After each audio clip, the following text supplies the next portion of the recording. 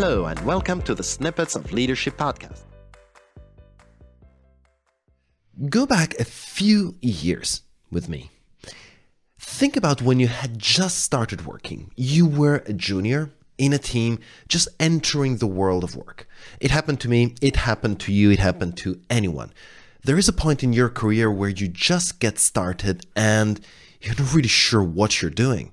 Sure, you went through studies, but does that prepare you? Definitely not. We both know it. So think about yourself in that situation and picture this. Picture your leader coming over to you, sitting down and genuinely asking you for your input on a situation he or she is dealing with that is way out of your level. Imagine discussing a negotiation with a CEO or discussing the renewal of a project with a massive client, something that's way out of your comfort zone and something that is way out of your knowledge zone. How would you react? And following up to that, imagine your leader coming back to you a few days later, showing you how your input has been used, what idea that input that you gave provided him or her with. Think about what effect that would have on your psychological perception of yourself. If that happened to you, I'm pretty sure that you'd feel proud of yourself. You'd feel honored because you've been asked to contribute into something that's way above your payroll. I'm pretty sure that you would feel great and you would feel grateful for your manager for giving you the possibility of exploring that kind of world. So now go back to present with me and think about your current situation. About to become a leader, already a leader, or either a new one or someone who's been in leadership for a few years. I am willing to bet that doing something like this is not something that pops into your head immediately. Correct me if I'm wrong, just let me know if I'm completely off track here.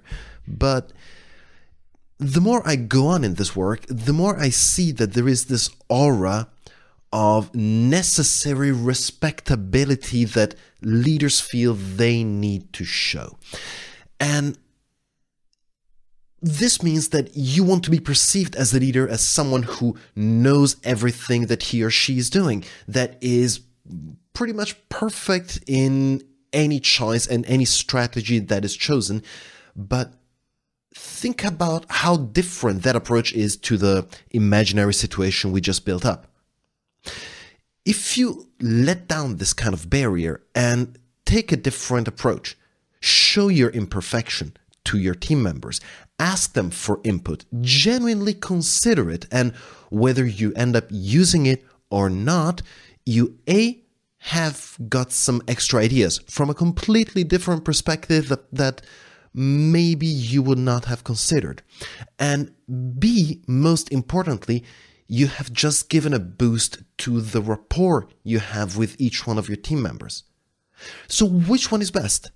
Is it better to portray this idea of the perfect leader who knows everything, that can drive others and can be the pace setter, or the person who actually wants the team's input, the person that actually wants to connect and build a rapport and actually encourages people to grow? Which one is the one that builds trust? Of course, this is a rhetorical question, but it taps right into an issue that I see happening over and over again. And to be honest, I do believe this has to do with this culture of leadership that keeps on passing on in companies. I mean, sure, we're discussing about modern leadership, we're discussing about changes in leadership, but the way most of us have learned it in practice is by looking at the example of who was above us. And that takes a lot more effort to change. It's something I see day in and day out. And it does take a lot of effort because it's something that taps right into our work culture.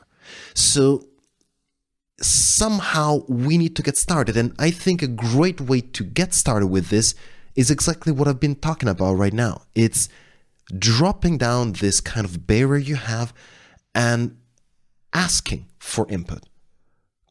Asking people to contribute to maybe some decision that's way above their pay grade and seeing what happens. And showing them that you've used that input or that perhaps you haven't, but in that case, explaining why. Generating a learning possibility for yourself and from them out of nothing. That is radical, and that is something that can be done in 2 minutes. Let me know how it goes. I'm curious to see your feedback. Stay safe. Talk soon.